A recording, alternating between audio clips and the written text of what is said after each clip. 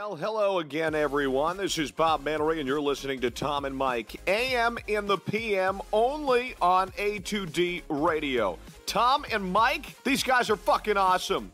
But their side piece, Greg, that guy is a goddamn problem.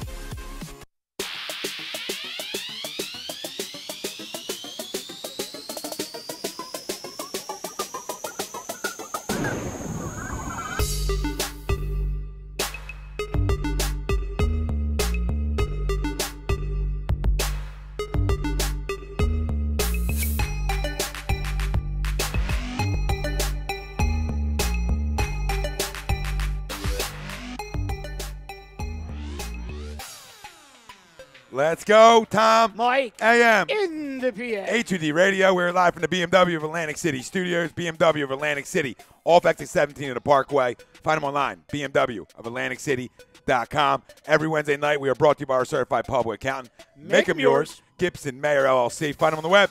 GibsonMayer.com. Tom Arnone. Michael Mataraki. Greg Milwakovic.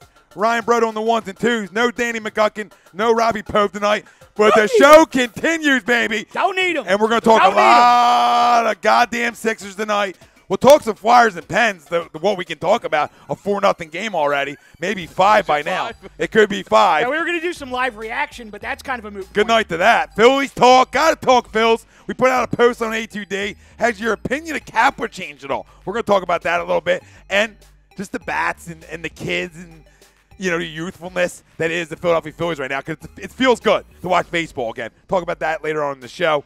A little Kevin Hart, Dwayne Wade conversation.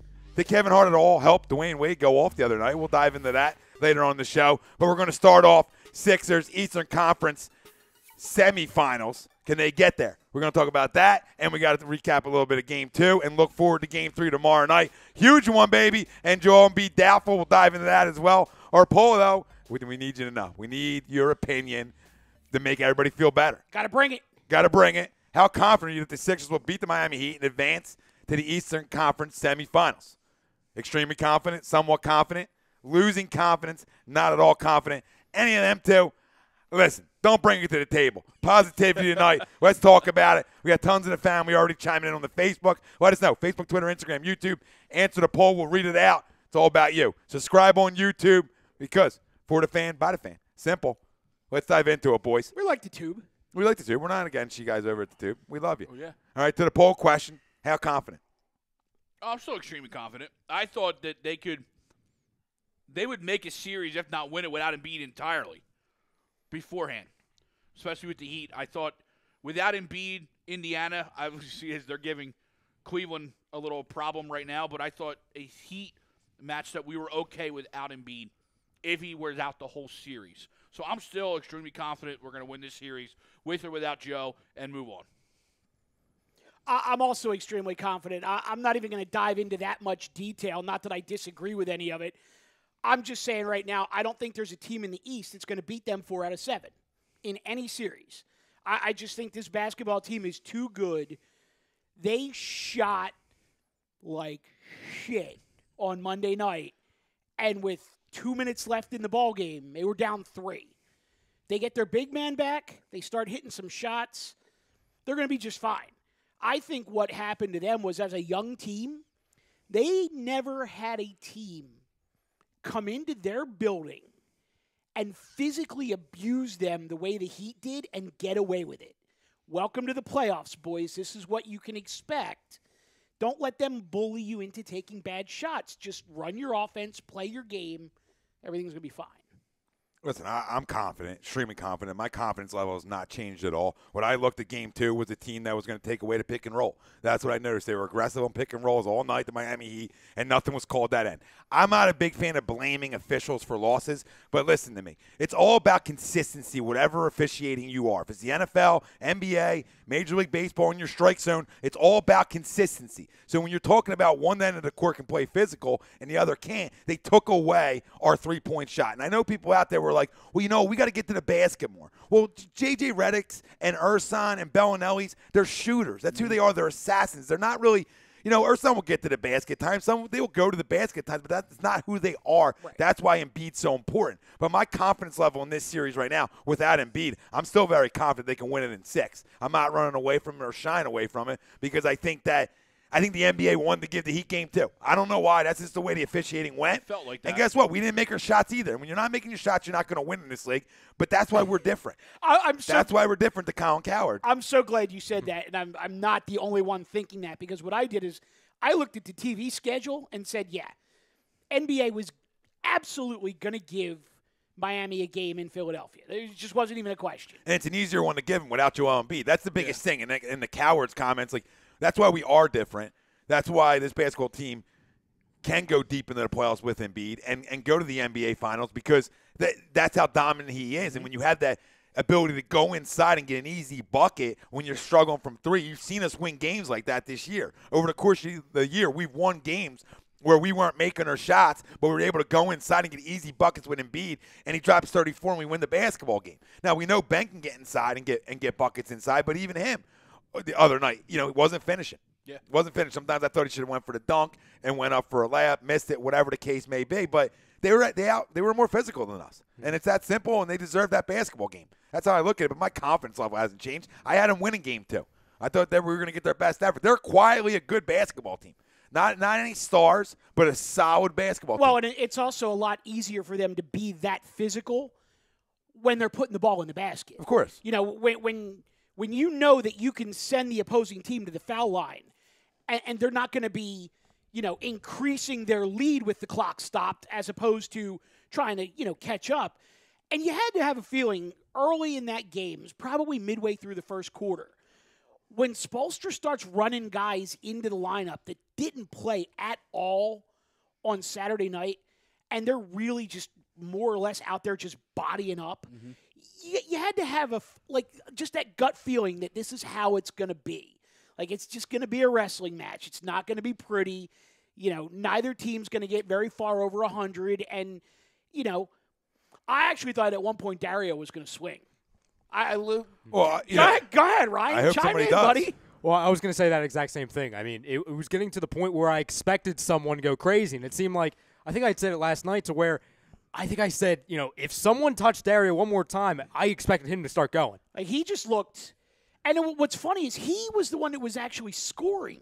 Yeah. But he just looked so pissed. Well, listen, that's what happens. You get in guys' heads. You get physical. You have physical team. That's what happens when your star isn't in the lineup, because in the NBA, the game slows down a little bit come playoff time. It just does. It's part of what happens. So when you don't have that inside threat and you have to rely on the 3, like I said the other night, we're not the Golden State Warriors. Nobody is. So to live night in, night out by the 3, analytical-wise, which I'm not a huge fan of, but numbers are numbers, you're not going to live night in, night out with the 3. With all due respect to our shooters, they're not consistently going to shoot 45% from three-point land. It's not fair. Now, with a big man inside, and now you can spread the court, because what I saw the other night was zero ball movement, like we had game 1, because how physical they were. Guys stopped moving without the basketball. Little things that we were watching, like, this isn't the same game. Yeah. This isn't the same team that played the other night. So just something where we need Embiid back soon. It's like why the Houston Rockets of the world, the Phoenix Suns of the world have never won anything in the playoffs, because you can't play this up and down pace in the playoffs. As you said, the game slows down, and without a legit low post threat, now, when our shots aren't falling, now those defenders creep up a little further, and take away the 3 and make it even harder.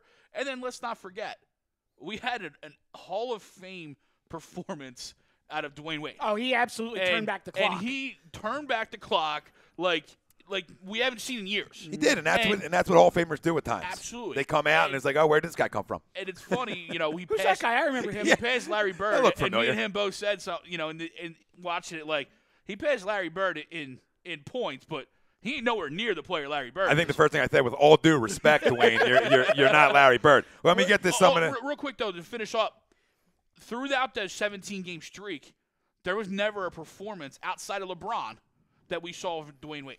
Oh, you're absolutely right. There was never that one single performance to where somebody had to ratchet up on defense, and even that wasn't good enough to outshine the vintage Wade that we saw the other night. Well, and to that point, if you look at the flip side of that, the last few games of that streak, I mean, game 1, they win by 27. Last game of the regular season, they won by, 40?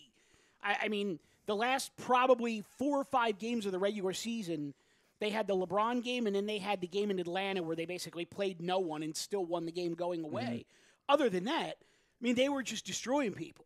So I think it kind of came as a little bit of a shock to the system for them to lose on Monday night. And I think the fan base, at least a good portion of it, was just so shocked that all of a sudden it was like, oh, we're back to the gloom and doom Sixers. And it's like, no, relax. No, you're not going undefeated in the playoffs. I mean, it's just part of it. It doesn't happen. And you won 17 straight games, including the win in the playoffs. In the first game, you're going to take an L. Yeah. And sometimes the best thing for a young Malone isn't here anymore. You're not going faux. No, and it's good sometimes for a young team just to get a little bit of a wake up call and get back to work. Let me get to some of the comments because there's tons of them over here on Facebook. John Malmo says Eagles draft. He's already there. Mike Parker, Phillies and Sixers. All right. Ralphie D jumping off the wall. Fuck Brian Elliott. So he's not happy about Brian Elliott. Mike Parker, somewhat confident until Embiid can see the floor. Then I'll be extremely confident. So he's semi. Just waiting for JoJo to come back. He's got a semi. James Wilder, I'm with you, Ralph Gudis. Fuck this defensive core. Fuck Elliott. Fuck right off. A lot of Fs. People are upset. Alex Einhorn, still very confident. We had one of the worst quarters I've ever seen in the game in game 2, and we were still in the game. That won't happen again. Agree. It's actually interesting that he said that because Danny, obviously not with us tonight, but one of the things that he had said on Tuesday, I think it was, is that if you look back, out of 8 quarters that they've played against Miami, they've lost 2.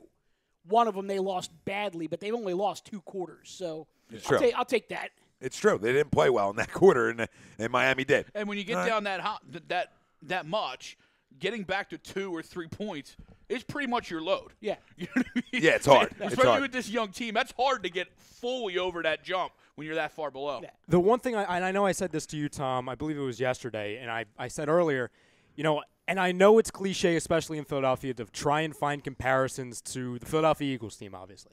But the Philadelphia 76ers coming off of that loss, in Game 2, that's equivalent to when the Eagles lost when they played Seattle. It was a long win streak, and then it was the first loss in a while, and we didn't know how to react. There was some panic.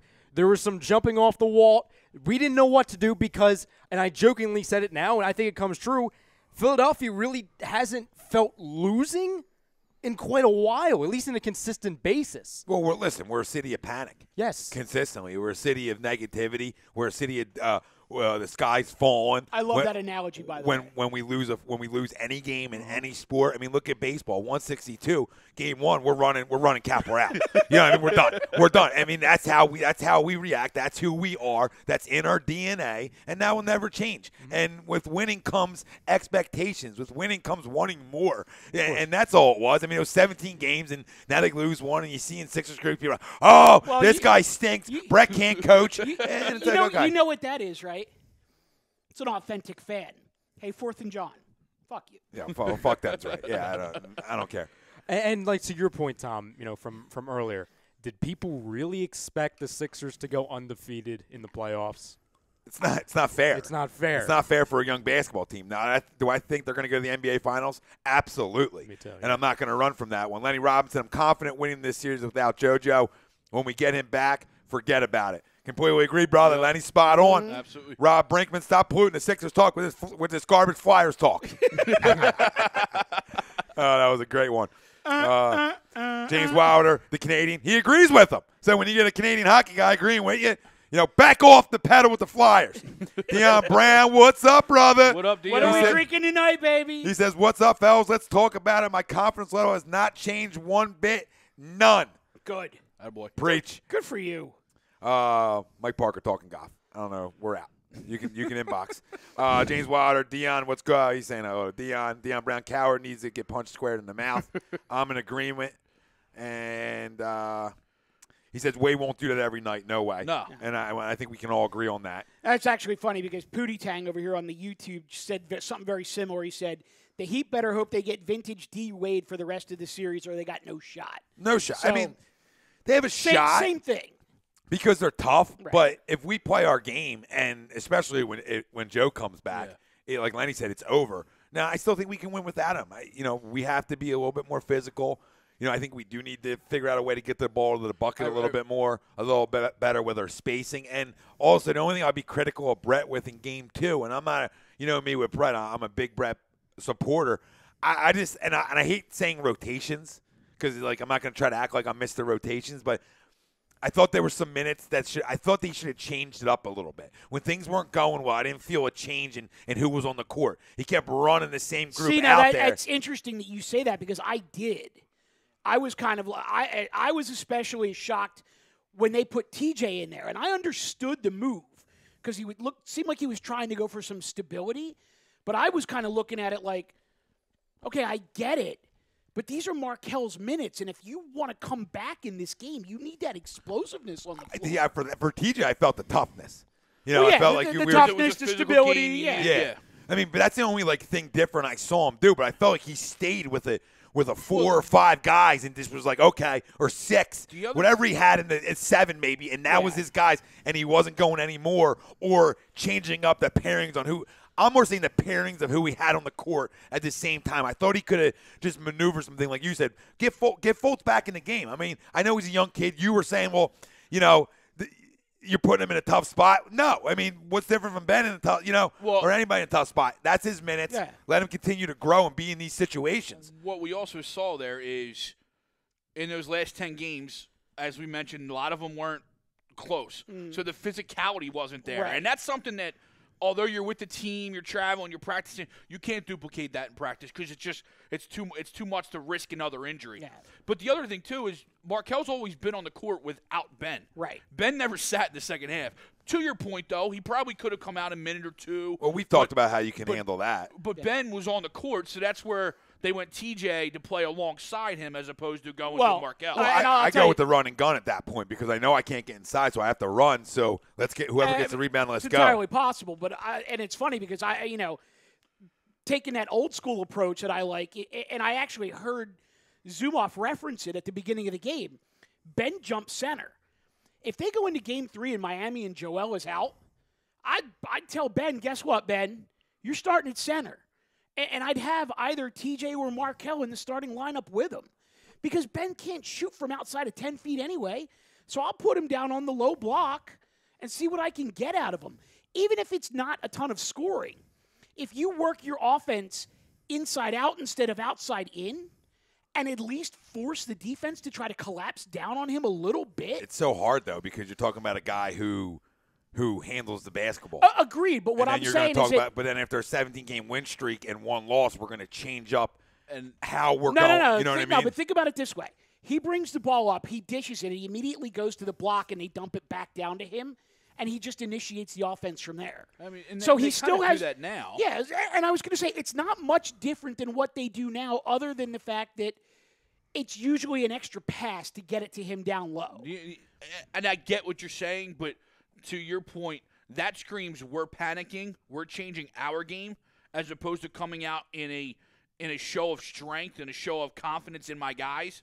That to me says, we can't win without anybody on the block. I don't actually look at that that gives Miami more fuel, more power. Like I mean, we already got them to change their game after 1 loss. See that? What's it going to do fine. after 2? I would just look at it as, okay, you're going this way. Here's our counterpunch. And I mean, and I'm not saying you're wrong, and I'm not saying to completely abandon the way you play, but it's not the first time that a coach has actually said, okay, well, our offense typically goes outside in, but we're missing that inside presence, so let's just take it and turn it inside out. Sure. I mean, I have no problem with them two on the court at the same time. I have zero issue with that because I just think, it gets you a little quicker. It makes you a little faster, and it's 2 guys who can get to the bucket, which, I thought in Game 2 was really needed. That's why I'm surprised that Markel didn't get minutes in the second half because he's a guy who can get to the bucket in a time where you're struggling to shoot the basketball. Yeah. That's my only knock on Game 2 with Brett was that I completely agree with you. Like they're Markel's minutes. and all of a sudden we're going to take 10 minutes away. It's It's funny that we're sitting here after the kids played 10 games and we're saying those are Markel's minutes. Yeah. But you're a number 1 overall draft pick. They're your minutes. And hasn't But he at the sort of same earned time- it over the last 10 games too, where, he played good basketball. He's gave us a good scoring punch. He's not played good? No, I'm not saying he's not, but at the same time, TJ's played a whole 2 years. You know what I mean? But if you do that, now you have 2 guys that can't realistically shoot from the outside. What's the difference? Markel's a little bit more willing than Ben, but we still haven't seen Markel stretch it to where now you have 2 guys that you just sag off on, and then now you're playing almost a zone defense inside. Well, but I'll come at it from a different angle. Who do we think is the best defensive option on this team for Dwayne Wade?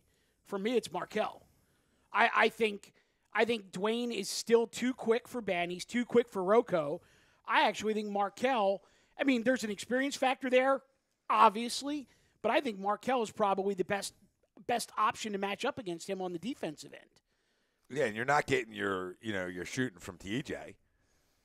You know what I'm No. saying? So he's on the court. It's not like when Ben and TJ are on the court. But he will. I'm not saying he won't. Wow. Velasquez just got a base Velasquez hit. just helped himself. Now, does the run score? Down. Nice. Wow. And he moved up on the throw. Look at him. Guy's an athlete. Look at him. I was actually really surprised. Double V.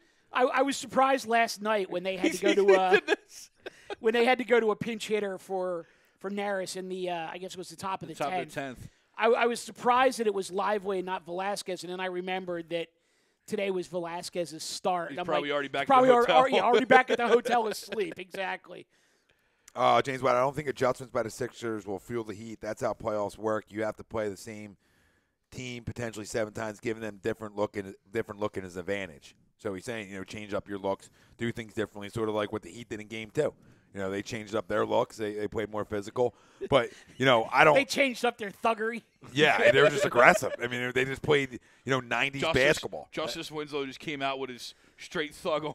Well, they were playing guys that I never even heard of. And Yeah. I'm like, who's this guy? 6 fouls. Who's this guy? 6 fouls. Who's this guy? 6 fouls. That's all they were doing. They were just using it up. I really hope that basket at the end of the game fuels those guys, and it's just an absolute blowout tomorrow night. That'd be nice. Because that was Bush, and you saw everyone look at it. I hope when they got in that locker room, they were like, all right, we're down, but now we're coming back even stronger. Well, and what's interesting is the Sixers were on the other side of that scenario in, I guess it was Cleveland, right? Yeah. About a month or so ago, where It was Dario. it was Dario. And it wasn't even like a hard dunk. He just kind of dropped it in. And I'm trying to remember who it was that – it was a veteran guy, Yeah, too. threw it off that his was- back or whatever. Clarkson. Oh, was it Clarkson? Clarkson. Okay, yeah, okay. So Clarkson, reacted badly to it. And I'm like, okay, so the Sixers have been on both ends of that, and they saw how Cleveland reacted. Let's see how they react. Yeah. I said when it happened, take that in the locker room with Yep.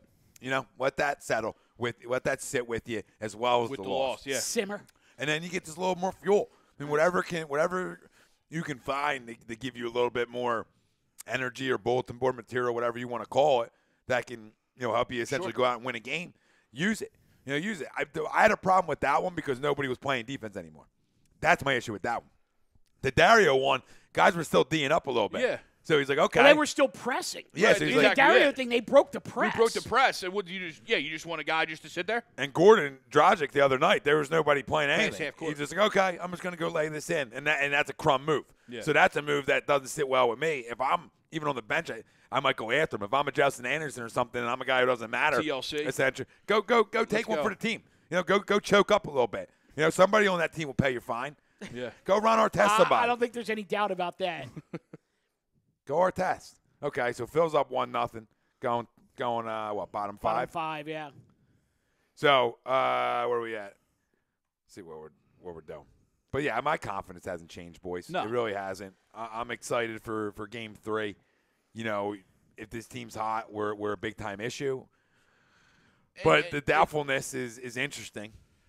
These shooters, this group of shooters, they're too veteran to follow it up with another big game.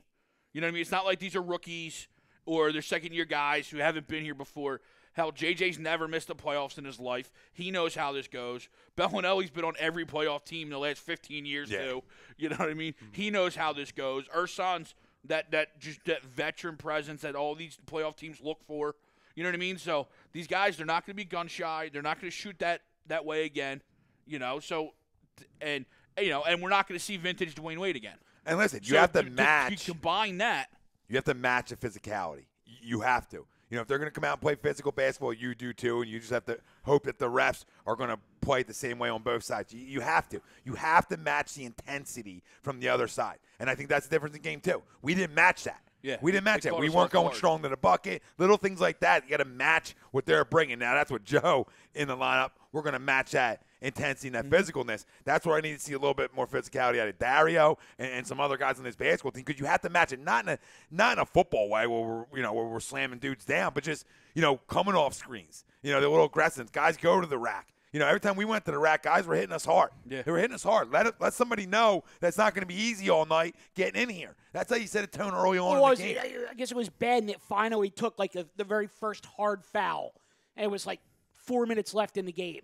And I think it was Ala Abdelnaby was like, they've been doing it to you all night. Yeah, it's about time somebody hit him back. Yeah, hit him back. I mean, you saw the one video where Olynyk, looks to elbow Ben Simmons. You saw other videos of physicality that went on in this basketball game, just trying to inbound balls. Inbound balls. Guys are here. Yeah. Guys are here. Did I miss something? Because you can't hear. You can't hear. In today's NBA, this is a $20,000 fine. He was mugged 94 feet. You can't do this in today's NBA. They'll take it right out of your wallet. So, but that's playoff basketball. I like that the referees allowed that, but allowed on both sides. That's all I'm looking for, that consistency. I have no issue with letting them play physical. I love that style of basketball. That's old school to us. Yeah. So I'm good with it. 90s ball, 80s ball. You're going to take it to the lane, somebody's going to hit you. That's good. That's how the game should be played. But these vets that we're talking about, have to set that tone with these kids more so in the locker room of, hey, this is what playoff basketball is about. Okay, the regular season's over. We won game one. Everything was golden because our vets flat out fucking stroked it all night. You know what I mean? So the kids just sort of have to follow suit in a way. Make sense? Yeah. And Dario's still a kid. Ben's a kid. They just got to follow suit and follow the vets, because you said they're not going to have a shooting night like that. Just like Dwayne's not going to go for 40, like you said or Greg said, or we all fucking said. Yeah. But you know what I mean? So I'm positive. There's no jumping off walls here. That's the thing. I don't know. I'm not sold on Dwayne Wade not going off again. Do I think that we'd be better prepared to fight back if he does? Yeah, absolutely. But I could see Dwayne getting through one big series, and if his team doesn't advance, that's it. Yep. Tough luck. If they did advance, and I'm not saying they're going to, but if they did, second series, yeah, he's done. He blew his load in the first series. Tony Cotillo has a good point. Miami gave us – what's up, Tony? Miami gave us their best game, and we were still in it. And that's true. Absolutely right. Well, that's exactly – Tony's completely right, because I was going to say they played the best they could have possibly played on the road. Yep. And we shot 19%. Yes. And we had a shot to win it. Still in the basketball game. Yep. Yes. Through all of it. Still in the basketball game. And that's without Embiid. Now listen, they're better at home, and they're tough at home. We've lost games there, and I expect a good effort. I don't expect a blowout in game 3. I expect a tough game. I expect the Sixers to win the basketball game, but I don't expect, us to beat them 130 to 110 again. Yeah, you're not going to see another 130 game. The one thing that I want to see, though, is I do want to see this officiating kind of even itself out, because I thought that it was very fair on Saturday night, but on Monday night for the road team to have shot 12 more free throws than the home team through 3 quarters, you just don't see that in the NBA. And that's when I started thinking, wow. I'm like, the NBA really wants Miami to win this game. Was Adam Silver in the house Monday or Saturday? He was in the house on Monday. Piece of shit. There you go. I rest my case. That little snake. That's a face snake. You know what I mean? That's a face. You look at his face, you're like, it was Monday, snake, yeah. Snake. He was, I wouldn't trust him. There one. I wouldn't leave him alone with my wife. You know what I mean? He has a snake face. Where it's just like BC does. You're like Colangelo. You look at the face, you're like, hate the face, scary face. America's Most Wanted, where he drives like a white fucking van and shit. That's Adam Silver to me. Done a great thing for the NBA. Made the NBA a lot of money. Okay, kudos, but you're a fucking creep, and you hate the process. You never supported it. You ran the GM out of here. Let everybody tell you the Hinkie left on his own. Yeah, we'll play that game, okay? And now you look like a fence post. Yeah, now you're going to shove it a little more. Now you're going to get in the rest pockets, slip a little bit. We've been down the FBI with the refs before. Let's not do it again. Because I hate to say, like I said, I never blame stuff on the refs. That was a terribly, and I said it, one of the worst officiating games I've ever seen. Not because they let them play physical, because they didn't let both. Like, you do that in your meetings. I've umpired high-level freaking games where we talk about, basketball, when I used to rep basketball, we talk about how are we going about this game tonight. When we sort of know the teams, are we going to let them play? What are we going to do? And you have that conversation.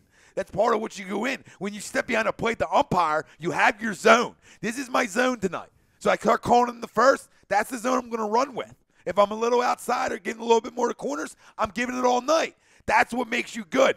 In playoff basketball, to have that kind of stuff go on, there's no room for that. These guys should be the best of the best. And I didn't see that the other night. So other than obviously the referees, Sorry, I hate it. I hate it. Other than the referees, going back to game 2, what was the most frustrating part of it for you guys? Because there's a lot to choose from, in all honesty. Well, I just thought coming off screens. Really, I thought we were soft coming off screens. There was no urgency coming off screens. There was zero ball movement of guys moving around without the basketball that I saw in game 1. That was my frustration, my big time. And nobody was physical down low, getting the ball and taking it strong. They were just the little things that I might have used them all, but. No, go ahead, Greg. No, listen to the broadcast on TNT. Listen to Spiro Dides and whoever else he had. It was almost as bad as the officiating.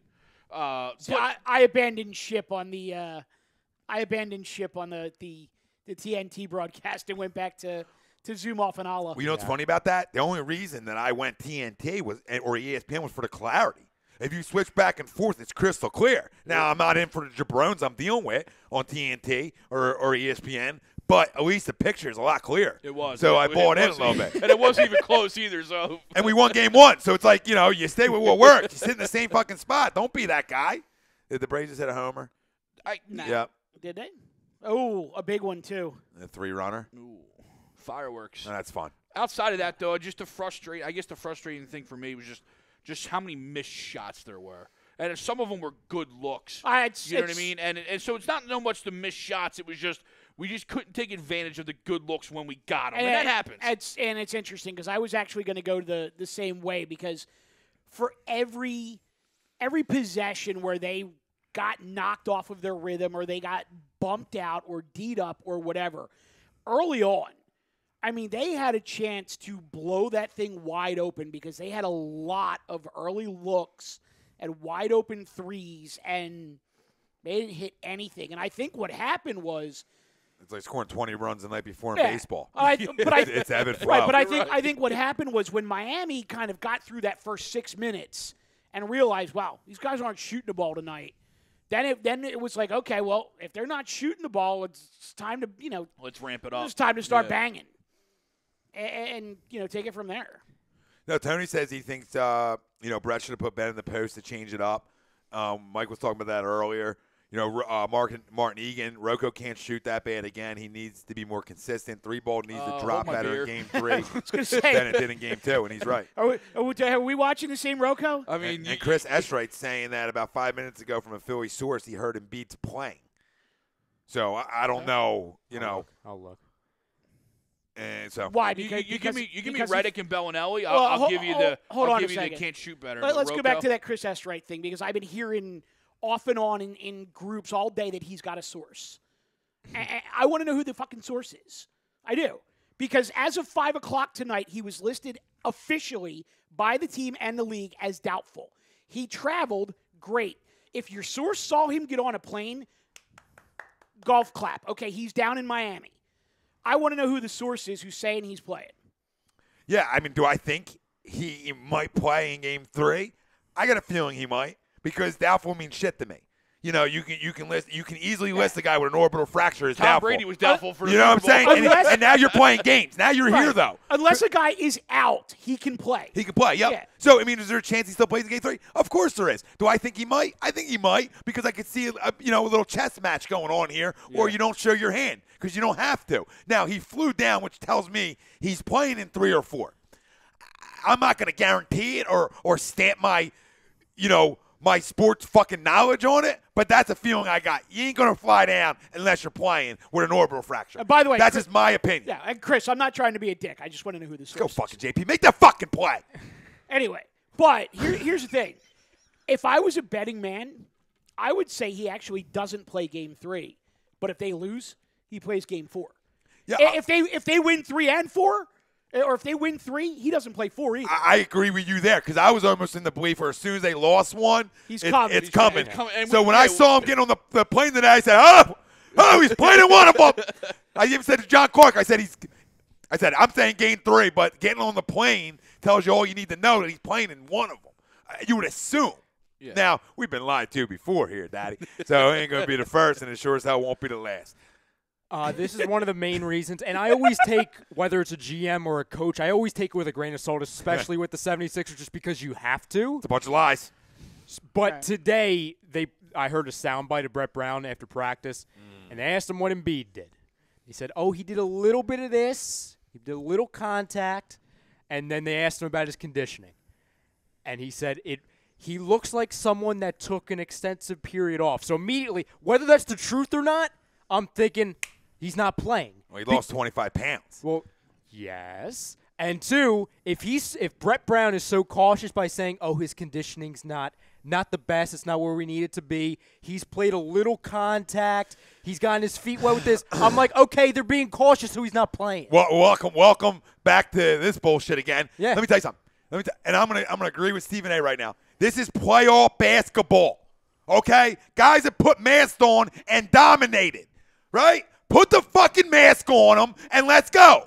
It's that easy. I'm not begging that he needs to play Game 3, but he sure as hell should. We saw the Steven Strasburg thing, okay? When you get there, you use everything you have to win right there and now because you don't know. Nothing's guaranteed next year. Nothing's guaranteed the year after that. This franchise shouldn't be thinking, we're tired of thinking the next year, right? We've been down that road for 5. We're done with that. Let's go, okay? Now, he needs to play. And if it's 3 or 4, that's their decision. But to me, he should be playing tomorrow night. Put the mask on him, and let's go. Well, the guy's begged to play. What else can he do? He's begging to play. He's sitting on the bench watching that the other night, and where does he go? Right to, Mike? Well, right to his Instagram story. You want a first-person account from somebody who was in the building an hour before the game on Saturday night? They worked him hard. They worked him real hard. I mean, to the point where they basically had him start at the baseline, sprint all the way to the far free throw line, sprint all the way back, catch a ball at the top of the key, pop a 3. Make the 3, follow your shot, take another ball, dunk it, start all over again. For a good 20 minutes, up, down, shoot, dunk, up, down, shoot, dunk, up, down, shoot, dunk. And then he does all that. Dripping sweat. And then they have him basically backing down into the post with their, I guess it's like little their conditioning pads coach or whatever. Yeah, and the guy's got the arm pads on. And he's arm padding him in the back. And Joel is just taking the shots to the back. Take the shots, turn around, fadeaway jumper, money. Let me ask you a question. And he walks it off. Let me ask you a question. So he goes through all that, boys, right? And he's feeling good. And then he has to go sit down because he's not able to play. He watches his team lose. He knows how important this is. He knows how important this is to the city. He knows how he's been talking the process for so long, how he's a competitor, okay, and how he's a great player right now in the NBA. And he wants to be out there, okay? And he goes through all them drills and does them well, and it's, well, why aren't they letting me play? The guy's begging to play. Swelling. That's legitimately the answer. Yeah. He passed the concussion protocol. He's got the mask and everything like that. And basically what they said was if he can go through an entire workout and have all that blood flow and sweating and everything like that without the area around the fracture swelling up, he can go. So if it's another day or two to just work that through so that there's no more swelling, hey, let him go. He wants to go. Let him go. Hey, frozen peas. I mean, wake up, Peter Pan. Where's the Put an ice pack on it. Where's the docs? I mean, listen, I've done some things to my body. Frozen peas, nothing better. Nobody in there knows that. Let's get them right on. They'll form perfectly with the orbital, and they'll sit great, and they'll form to the position that you need it, and we'll get that swelling down a little bit. Shit, he looked great getting on the plane, though. It looked like it went down a lot. I know Danny said that. And so oh, look at the swelling. And I went, down gate. It was that. Never hurt. The unfortunate thing about this, though. That was wrong, huh? And I'm not trying to play a doctor because I know I'm not. Hey, Doogie. Not a doctor. What up, Doogie? You're not a He's about doctor. as young as Doogie. You don't play one on TV. Yeah, exactly. You didn't even stay at a Holiday Inn No, last year. I was going there. But he had the continental breakfast. There you go. So, by the way, they used that reference earlier, and I didn't get it. But I get it now, so I can enjoy it with you guys. We're probably not going to know until he's 100%. Right. Until he gets hit in the face. Yeah, you're right. Let's be I agree with everything you guys have been saying, and it's great that they put him through that much of an extensive workout before the game. Obviously, he didn't get hit in the face. Nope. You're absolutely right. There was no contact, so we won't truly know how good he is. Just like all of the times, this season where Embiid's going down, and we'd all hold our breath, and then he'd get up and be like, okay, everything's fine. Well, what was the timestamp? What was the initial timestamp? On an orbital fracture for most. 2 to 4. 2 to 4. Okay. When we talk about Game 4, what's that timetable? 4 weeks. That's 4 weeks. Yeah. It's right around. That's the max. So what they're doing right now is they're taking it to the max. They're taking it to we're going to go all 4 weeks or close as hell to it as we can before we play them. Yeah, but I mean, to take the blow. That's just my opinion. What they're doing. Well, they haven't had to play him yet. And to Mike's point, though, I mean, it's your eye. It's swelling in your brain area. Like. That's not grow up. He was out there stroking. No, he was out there stroking. He's out there stroking. It's not something to mess around with. It definitely is. It's playoff basketball. Okay. You can say the same thing for No. Steven. No. Until we need him. You can do the same thing for Steven Strasburg in the Nationals when they made the playoffs the first year, and they shut it down. No. You can say it's an arm. It's an arm. It's his arm. It's so important. It's his arm. It's a friggin' face. It's his eye. Okay. Was he going to play one-handed? This is pretty important. You're gonna play This is one-eyed? pretty important. Hey, You can't just go left-handed, babe. We'll trade you a championship for your eyesight. Any day of the week. You are a problem. No question.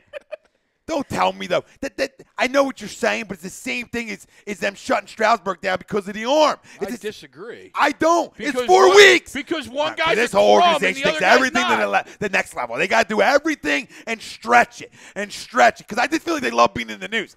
I feel like they love being fucking talked about. I swear to you. Because, listen, I get it. Don't play in Game 3. But Game 4 is the max. That's a 4-week window. We really going to go over it now? We're going to get that cute in playoff time. We're going to stretch it. People don't have to agree with me. We're not even there yet. Hold on. I'm going to pump the brakes. This opportunity is not guaranteed the next year and the year after. Do I think it is? I agree with Do you. I think he's the start of a dynasty? No question about it.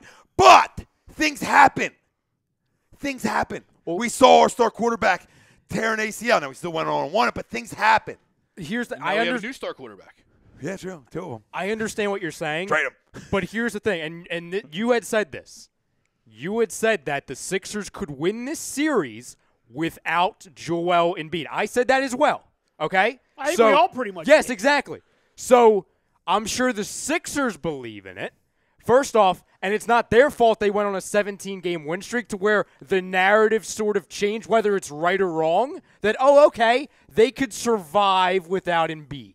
To Greg's point, it's not an arm. It's not a knee. It's not a leg. Like Carson, we would know if he's all right because we can look at his knee. It's like, okay, is it going back and forth every time he moves it? Like, it's different. It's the same thing for him going out and working out. How's it feel when you're done? It's really as simple as that. I'll stand by what I said earlier. I think they keep him on ice until they're trailing in the series. Yeah, if that even happens. And I don't disagree with you. He's out, I'm by the just way. saying, though, to the people out there that it's like, well, it's okay because we're going to get by Miami. Listen, I have us in 6 without him. But at the end of the day, that's not guaranteed. Exactly. Okay? You're in for a dogfight right now. So what I'm saying is I'm not going to continue to be cute with it where I can be like, okay, let's see how Game 3 goes. Okay, let's see how Game 4 goes. At a certain point, it's like, yo, he's your best player. He's one of the most dominating big men in the league, if not the best. Get him on the court.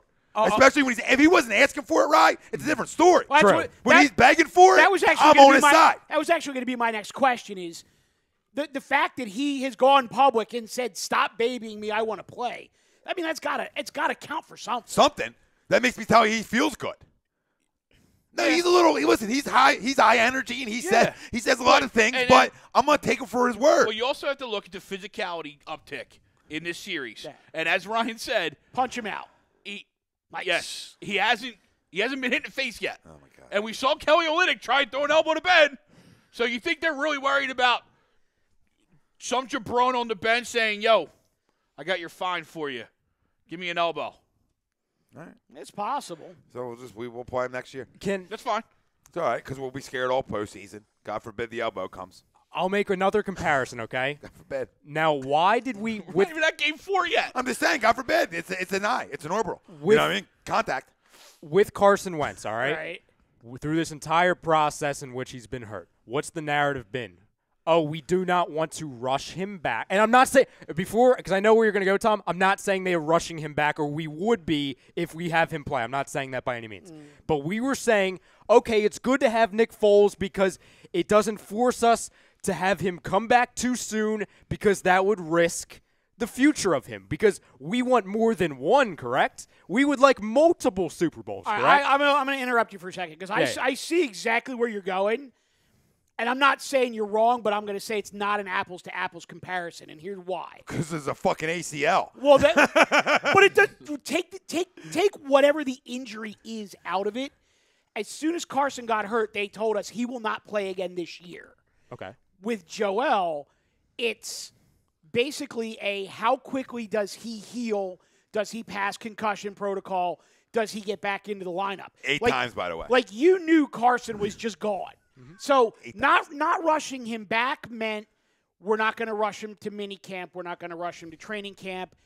If he's ready for week 1, great. If not, we'll go into the regular season with Foles. Whereas not rushing Joel back means is We're the it Sixers. 2 weeks? Is it 3 weeks? Is it 4 weeks? And how much water do they have to tread? Well, they've tread a hell of a lot of water. They're, 17-1 over the last 18 games, and I believe it's 10-1 without him. But, I think all of us think they can win this series without him. But do they win a second series without him? No, probably not. No, and listen, my fire right now is coming from, like we talked about, him wanting to play.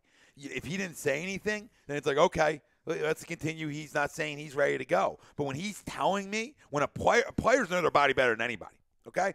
Right? So when a player tells you that he wants to play, it's game time, okay? I don't think, I understand the orbital. I understand contact. But like I was saying, what are we going to do? Not play him at all because he's going to get hit at some point. So it's just part of it. That's why the mask, and you got to get him out there at some point to see it. I don't know. When the guy says he's ready to play, to me he's ready to play. This is going to sound very strange, but let me take it to a different avenue, right? When a boxer and MMA guy breaks his orbital bone, he's automatically suspended from that athletic association for 6 months. Jesus. Okay. Christ. Okay? 3 months of that at minimum is without contact back my to the God. face. Are we doing this? Can you just give me a second I here? think I gave you enough when you said 6 months when guys punch each other square in the fucking eyes. I haven't gotten there because I understand that. But this is part of a conversation. This is what it's supposed to be. You brought something up. I countered with it. Now proceed. Right. So obviously the NBA, you're not Exactly. punching each other in the face. Thank you. So, but if they go 3 months Breaking. without yeah, right. Well, maybe. If they go 3 months without contact back to the face, they can obviously start training, and part of that 3 months is the swelling aspect, seeing how the body reacts. So, for a different sport, it's completely different. The correlations are just the time frame is all I'm going for. Yeah. Obviously, the impact, even if you do catch an elbow, isn't as square as it would be in an MMA fight or a punch right to the face. But No, I got you. Hey, the time frame is where I'm at. I want to change gears for a got second, you. and we could come back to the Sixers in a minute, but I want to just address something that just happened here in this game. So Velasquez gets the hit to drive in the run. It puts the Phillies up 1-0. He comes out in the next half inning. Couple guys get on base. He gives up a 3-run bomb. They're down 3-1. He then gets first and third with, I think it was nobody out still, or 1 out in this inning, and somehow manages to work his way out of it without giving up another run. Velasquez is through 5, only giving up 3 when he very easily could have been out in 4 1/3, giving up 5 or 6. Are we seeing a new Velasquez here? I mean, because you and I, And Greg, I mean, we've been talking for a while about this guy should be the closer. I mean, are we seeing something different here? We are, because I think the 20-1 game really helped him in a way. And I heard him talk about it in terms of, well, let me just relax and go pitch. And I thought he was trying to take that out the next game he threw. He talked about taking it out to the mound with him and just being relaxed and trusting his stuff and believing that he's got good stuff and pitching like he always has a lead. And you saw him do that the next time he went out. I thought he had a good outing, and he went deeper, and it was good to see. And now you're seeing it tonight. Now, could we do it away with the 3-run homer? Of course we could. But to your point, he battled through an inning where, I think last year's Velasquez, that's his last inning. He's going to shut down after that. But that shows me some toughness. Yeah. Like, you know what I mean? And that shows us tough. These are the 3 guys on this couch I believe he should be a back end of the bullpen guy. Doesn't mean he can't become a starter. Doesn't mean he can't keep working and getting himself to that point, because it was never stuff. It was just it was mental. It was mental, consistency, spots, and that shows that's a sign of toughness. It was funny. I was texting one of my kids that we coach, and I was just basically saying, "Hey, I heard you're having a great year. Keep it going." Blah blah blah. He's like, "Yeah, I feel good things coming," and I go, "Barreling up baseballs and throwing strike one. The game is so much easier from there on." And I think that's what he's doing. He's getting ahead of hitters. But I'm not going to lie. I almost wish he hadn't gotten that hit and he went into the bottom of the 5th at nothing, because I think he would have been more focused. But he's throwing, it always happens, strike right? one a lot always more, happen? and you're getting ahead of hitters. And pitching is so much easier when you're ahead of hitters, and you're on the offensive as opposed to the hitter sitting there 2-0, 2-1, 3-0, 3-1, saying, "Give me my fastball because I know it's coming." Yeah, you attack the zone. Yeah, fill the zone up. You know what I mean? Fill it up as much as you can. Let guys beat you. Don't beat yourself. I think that that holds true at the major league level. Yeah, absolutely. A lot of pitchers beat themselves out there. Well, real quick, this was actually from the Phillies PR today, and this was obviously before the Velasquez start, but still just 3-1. Phillies starters have allowed 3 earned runs or less in 7 straight and 14 of 16 in 2018. Yep. Now, granted, a few of them abbreviated starts. Starter got the hook a little early. Only the Giants starters have allowed fewer home runs, and only the Dodgers and Tigers have walked fewer batters. And that's good. And that's filling the zone up. That's young kids. And I think the Arrieta is a signing, and I think Nola essentially being a semi-vet now. Mm-hmm. This is his 3rd year, essentially pitching in the big leagues. That's sort of, after last year, he sort of knows what his body takes, and I think he can help guys because these guys are close. These starters are close. Mike knows it from being down with them all throughout. Kids, yeah. That they've always wanted to compete against each other. It's always been something that they strive off of, and it's cool to see because they're doing it. And you got kids that are a lot of I know Colin Cowherd would take a shot and said the Phillies are irrelevant. Well, get a fucking clue, by the way, because this is the youngest baseball team in all baseball. Yeah. They're playing good ball right now, and these starters, like to your point, into the numbers, are pitching really well. Yeah, I didn't want to deviate from the Sixers talk, but the whole thing with Velasquez, because it's important to talk about. It just like that inning that just happened last year, he would have just completely imploded. 5 or 6 runs. He would have gotten a hit, given himself a 1-0 lead, and he would have come out in the top of the bottom of the 5th and given up a 6 or 7 spot. The fact that he held it to 3, to me, is progress, and I'll take that. Yeah. Well, I mean, I completely agree with you, to compound on how good the Stars have been, Corey Simon posted this yesterday, and I saw it earlier today. Pivetta has allowed 2 runs or less in 6 of his last 7. He has a 1.6 ERA, 2.17 opponent batting average over that span with 40 strikeouts and 10 walks. I mean, that kid is hungry. Again, continuing that growth from not only just because, again, he's another Vinny guy, pure stuff, the high, but now he's learning how to pitch. I said this opening day to you. Mm-hmm. Hey, we were talking about he just looked smooth on the mound, and that's from a distance, too. He just looked confident. His delivery didn't have any hitches, or it's just everything was smoother. He felt more confident. And we talked opening day? We did, yeah. We talked. Couple of drinks, but we spoke. There were a couple of drinks. Oh, then we stopped. Well, we didn't. When we got in the game, we got a little locked in, but we were locked in the game. And then starting with Doug Peterson, he's gonna throw a dart. Yeah, and he did. Hey, he threw a couple times. This is great. He says to me, he goes, so is he gonna spin one in there? And I looked at him and I went, hell no, he's a quarterback. He's gonna throw a dart. And then Tom's rolling the camera, and I just looked away, and Tom goes, threw a dart. Spinning. Doggy spinning. That's what he does. What else we got? Jarrell says Greg Pop's wife passed away. We talked about that before we came on. Terrible news. Pop's well loved in the NBA world. I don't care if you're a Spurs fan. If you're an NBA fan, he's one of the all-time greats. Does the best in-game interviews Nobody ever. better. Nobody better, just telling you He's straight just up how it is. Hell of a coach. And a guy who's gotten it done with smoke and mirrors over the last 5-6 years, in my opinion. At least over the last 3. Yeah. Really over the last 3 where, it's been a big shift. Ever since Timmy went away, I thought they'd done a great job of keeping that organization afloat and continuing to develop players. Go to third. Look at Scotty. Look at Scotty. Go, Scotty. Go home. Go home.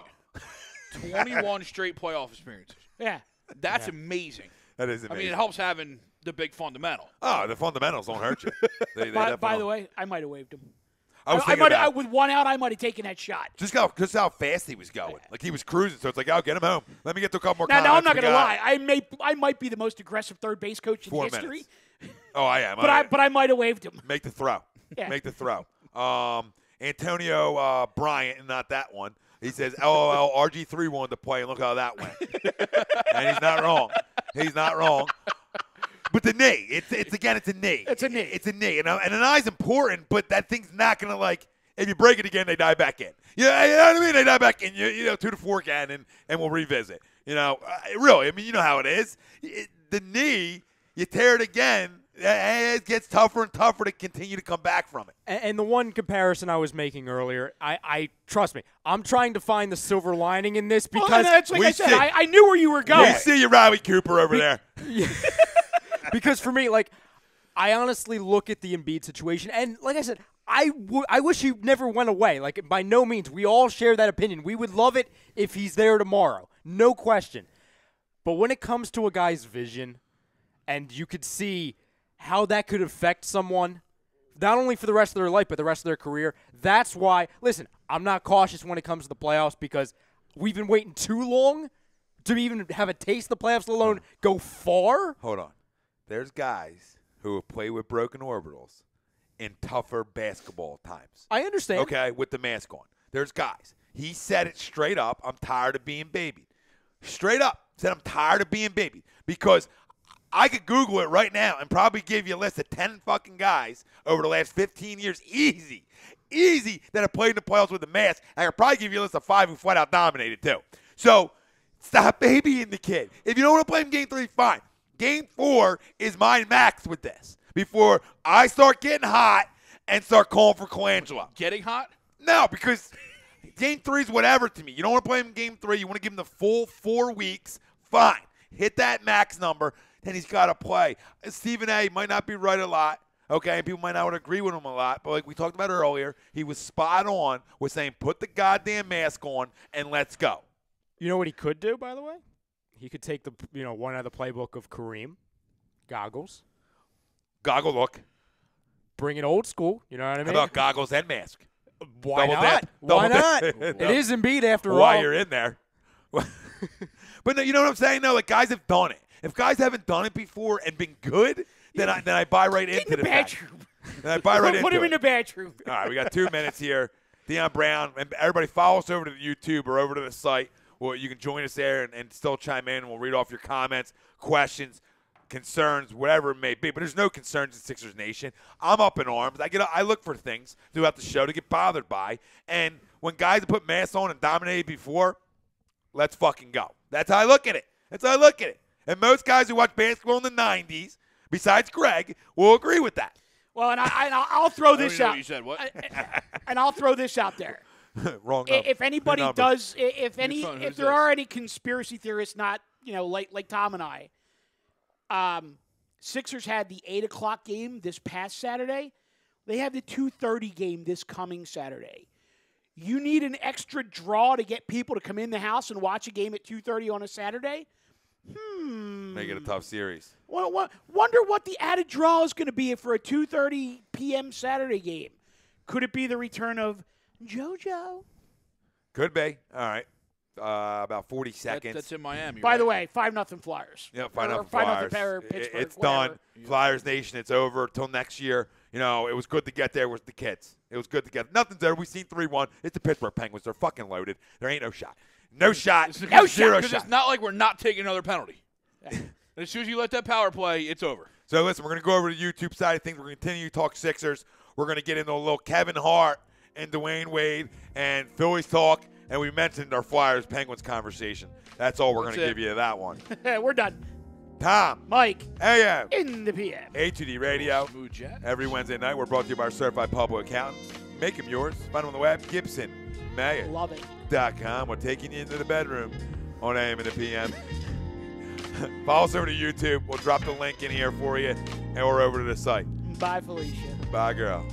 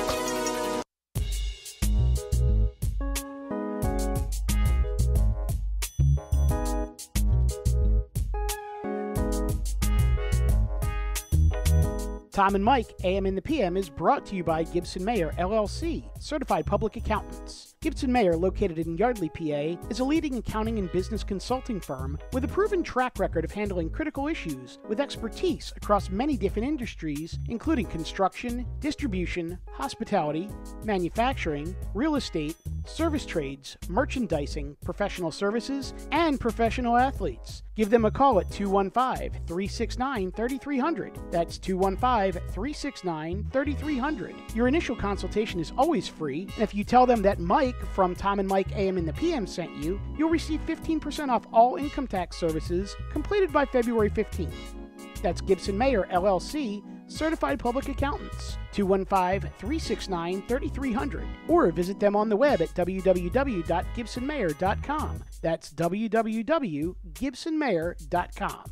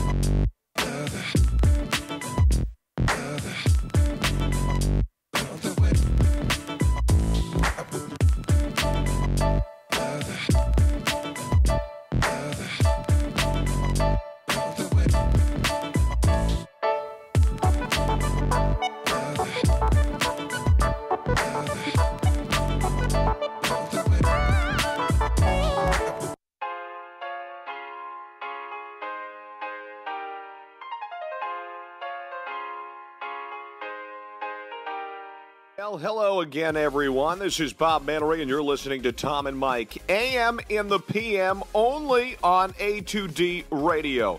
Tom and Mike, these guys are fucking awesome. But their side piece, Greg, that guy is a goddamn problem.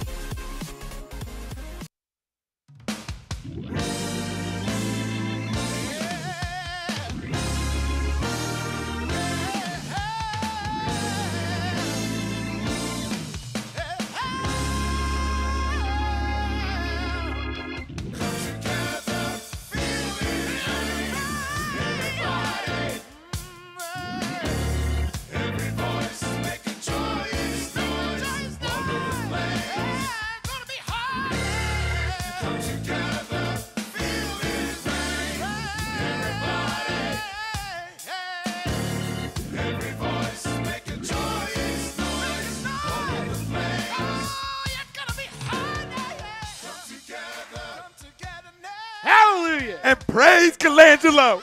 Praise Sam Hinkie. Oh, yes, okay. Praise the Sixers. All right, a lot of praising. Tom. Mike. AM. In the church. ATV Radio. BMW Atlantic City Studios, live in the church, exit 17 in the Parkway. Find them online, BMWAtlanticCity.com. Every Wednesday night, All right, kill it. Come on. we are brought to you by our certified public accountant. Make them yours. Find them on the web, GibsonMayor.com.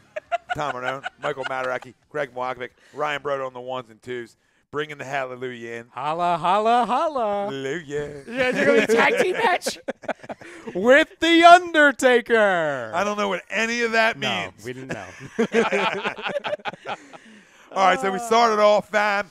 And if you're just joining us or jumping over to YouTube, make sure you subscribe because, listen, we want you to get the alerts when you know we're going live for all the shows here so that you can be part of the family. Because we want your comments. We need your concerns. You drive it. It's all about you, baby. We're just here to talk a little bit for the people. For the fan, by the fan. For the fan, by the fan. So we started with Sixers, and the poll question, simple one, how confident are you that the Sixers will beat the Miami Heat and advance to the NBA Eastern Conference semifinals?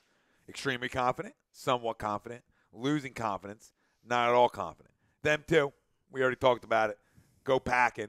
Let us know, though. Facebook, Twitter, Instagram, YouTube. A2D Radio is where you can find us.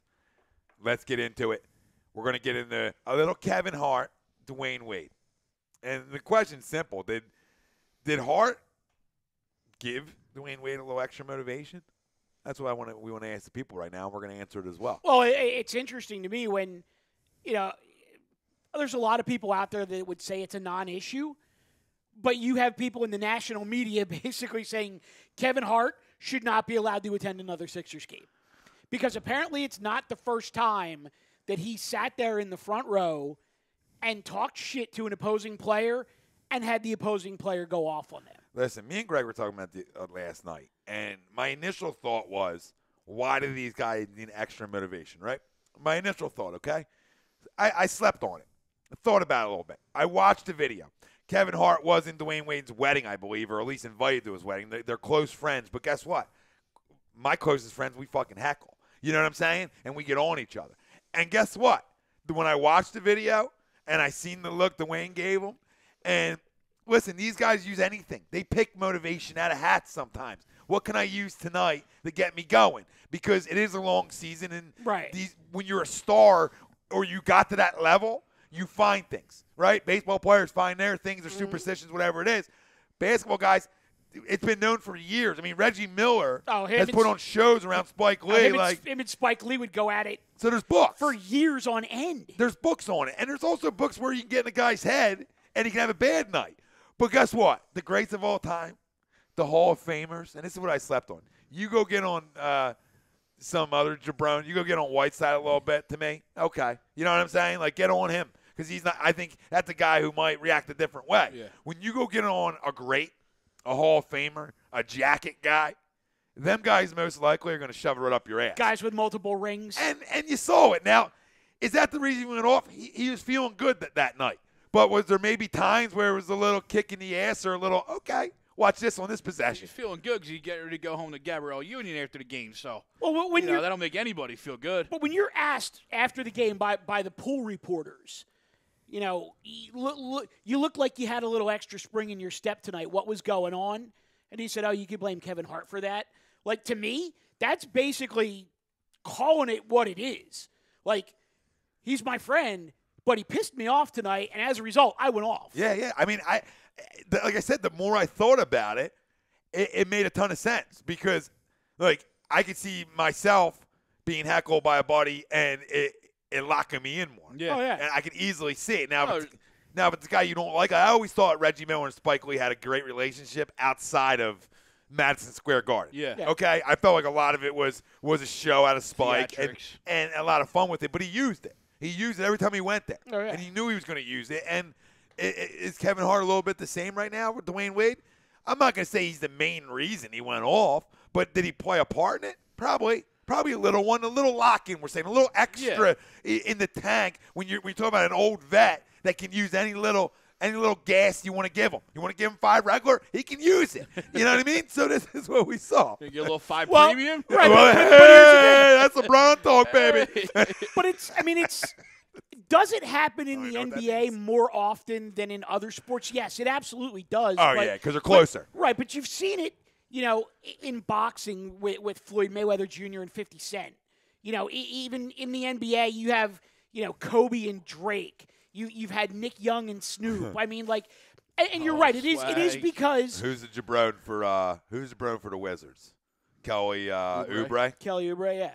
Yeah, But I mean, him and Drake are going at it the other night. And it's because they can sit They run the street. literally right there on the court, and they can say pretty much whatever they It's want. close. Yeah. I mean, You're you're the rubbing it. closest of any I sport. mean, baseball, what are you going to do? I mean, you can yell from 50, 70 feet fucking away. Good for you. The guy, Even if you're front row, you're not that you're not that close. you're still far. Now, in the Yeah. outfield, can you get on a guy? Yes, Yeah. of course. Now, Now, I've been around Pat Burrell when he's flipping off the section in left field. yeah, so, that part of it's close. Now, football, you're away from the action for the most part Yeah. now, unless you're front row by the benches. And What do you get? But then you're screaming through the bench. Exactly. Basketball is the closest where guys are going to hear you clear as day, and you see it like we talked about before with curses ending. There's books on this one too, And do I got to ban them from Sixers games? I'll hold off on that till I get the big fella back, baby, before I make any decisions. What I'm not happy with Mr. Hart about is that as soon as that article dropped on Philly.com, I immediately inboxed him on Instagram to let him know that, hey, people are blaming this on you. You got anything to say about it? Nothing. No, I didn't expect anything. Yeah. But it's just the point, like, nothing on Snapchat either. like just respond to it, Big Daddy. You got a lot to say all the time, and I call you big because you're under the fucking table. Well, that's why I said children should be seen and not heard. and that Sit child, there and shut the hell up. and that child was seen a lot. And again, Dwayne had a good night. He was gonna probably have a good night regardless because he was one of the nights where he was feeling it. But certain celebs are in the house, and one's a shit talker anyway, and a fun shit talker, but he can get under your skin a little bit. Yeah. I can see him being an under the skin type of guy. See, it's funny because I'm not a Kevin Hart guy. I'm not. I am, and I'm not. I think he plays his roles well. I mean, he is who he is. He plays that same role essentially, so he plays his role well. But I think he's a little jabronish. I mean, where were you the last 4 years? Well, that's why I was wanna going to know. say. You want to know why I'm not a Kevin Hart guy? Is because In terms of Sixers wise. I'm just talking just Philly sports in general. Go ahead. The teams aren't good. He's nowhere to be found. 3 years ago, Mike Trout was still sitting in the front row of Eagles games when they were, 8-8 under Chip Kelly. That is 100% accurate. Well, no. Mike Trout was upstairs where his seats really are before they got upgraded because he's Mike Trout. Because he's Mike Trout. Either way, Touche. Mike Trout was in the building when the Yes. Eagles were bad. I respect that. Kevin Hart was nowhere to be found when these teams were bad. Now all of a sudden these teams are good and he wants to be front and center. Well, and I completely agree with you. You know probably why he's doing that. And I'm not saying he's not a genuine fan because, in all honesty, he could be. We're not saying that. But to your point, he didn't make it very obvious. In my opinion, I think it's very convenient that he's jumping on board at the moment when everyone's getting good. Because in my opinion, he's probably looking at it not as a business decision, but he's probably like, okay, the two biggest stories, Eagles, Sixers. Hey, if I am on the sideline or if I'm at the court, basically at court level, mixing it up with the players, jumping on Embiid's back, crashing, photo bombing interviews. Oh, that's FaceTime. Well, it's Well, free it's FaceTime. attention. It's Jack sure. Nicholson in Los Yes. Angeles. It's attention. It's Spike Lee and Samuel L. Jackson in New York. Yep. It's why am I blanking on the guy's name in Chicago? I'll figure it out. Listen, but Drake in Toronto. Drake in Toronto, yeah. These guys, these stars, right? And I was talking about this with I think you, Rye, that and the guys on the fix before you guys left was that these stars are a lot of them or these players are essentially sociopaths in a way. I mean, some of them really fucking are. Like, we talk about the Darryl Worley thing, and that's where it came up. Where like, these guys get money, and they just it's no fucks, right? And they just do shit that they like. Why are you doing that? You don't think anything will ever happen to you. You think you're bigger than things, and that's sort of what happens with the ego. And to what you were saying about Kevin Hart, it's the same thing with them guys. You have a chance, like you said, to show your face and be an attention whore. And be all over Instagram, be all over Facebook because you're saying shit. That's doing good publicity on your part. But that's what these guys do, and they run to success. Oh, I'm from Philly. I came from Philly, bro. You don't even come back to Philly. You know what I mean? Like you're never in Philly. I get it. You're from Philly. You live in Miami and Hollywood. Yeah. If you had an address here, I'm all in, baby. Like if you had an address here, an address in LA, and an address in Miami. You're still a Philly guy. Once you fucking leave and there's no address and you got coin, hey, I don't even know what I'm paying. But you know what I'm saying? Buy a penthouse in Rittenhouse and then you can have an address. Yeah, say whatever the fuck you want, rent it out, whatever you want. Rent it out to Nervous Noel. Let them fucking trash the place. Whatever you want. A celebrity that I think honestly has gone about it the right way over the last handful of years has been Will Smith. Will Smith has always been around. He's always publicly supported the Sixers, and obviously those teams. And from my understanding, he's also part owner. I was going to say he has, but he's always stayed his ties to Philly. Yes, always agreed. Always, and it's credit to him because I think he's a genuine guy. Yeah, Kevin Hart to me, I'm not saying he's not genuine, bro. But listen, I get it. All these guys do it. But there's a limit, okay? Let me just put this out for the people, okay? You won't go cheat on your girl because you got all the money. Do what you got to do, brother. I ain't worried about what happens behind your doors, okay? But the line I draw in the fucking sand, your wife's pregnant. That's the line. Once you cross that one, you're a fucking scumbag. Scumbag. You can go on Instagram and say whatever you want and say, I'm so sorry, and have your publicist write whatever you want. You cheat on your wife or your girl who's pregnant with your child, that's the definition of scumbag. That's in Webster's dictionary, and there's a picture of somebody cheating on their pregnant wife banging somebody. That's as simple as that. It's disgusting. Like, I know all the players run around. He ain't wrong. I know all the players in the NBA, a lot of them run around. Okay, do you? All right? And that's a sociopath in these guys. Well, look, here's the thing, though. Don't cross the line. That's the line I can't. But I don't buy into cheating anyway. Let's keep it real for a second. I mean, just sticking with what you're saying. I think there's a given that if you marry a professional athlete, as a woman, if you marry a professional athlete, you have to have some sort of sense that when that athlete goes on the road, there's going to be shit that happens. And you take it as part of the job almost. Because there's other benefits that you're going to get from that relationship that will make you tolerate that. I don't want to say another guy who runs around all the time. We just talked about him. But every single athlete and every single wag knows that if the wag gets pregnant, the running around stops. I mean, that's just how it is. You, as a professional athlete, your grace period is until you have a kid. When your wife gets pregnant, you're done. You cut it off. Then when it pops out and whatever, you go about your business again. But I mean, makes you a shitty father at that point. Yeah, it does. I mean, it does make you a shitty father, and a lot of guys are. I'm not saying they're shitty fathers, but they're shitty to their. They're shitty people. To their significant other. Like, I don't buy into the cheating game anyway. Just don't marry somebody. There's a lot of professional athletes that just ran around and they just never got tied down that the game was over. You know what I'm saying? Wait till the game's over. The only respect I'll ever give Derek Jeter. Yeah, listen, he did it the right way. The only respect I'll ever give Derek Jeter. And now what? The infamous and Jeter now what? Jeter 9. And now what, Greg? Now he's tearing apart MLB. But now he's tied, right? Literally. Yeah. Now he's tied down. He waited till it was over. Wait till it's over. When you're 81 on the road in baseball, wait till it's over. It's like I said you about can't Tiger go Woods. out. You can't go out. You the only understand problem this? with Tiger Woods is he got married. That's it. You can't go out.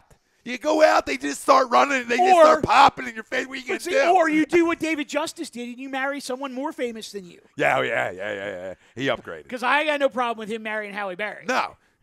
But these guys, a lot of them settle for, their high school sweetheart. It's just strange. Right? Or somebody they were with a long time that they can trust. These guys all end up marrying women they think they can trust or they were with in high school or before the fame happened.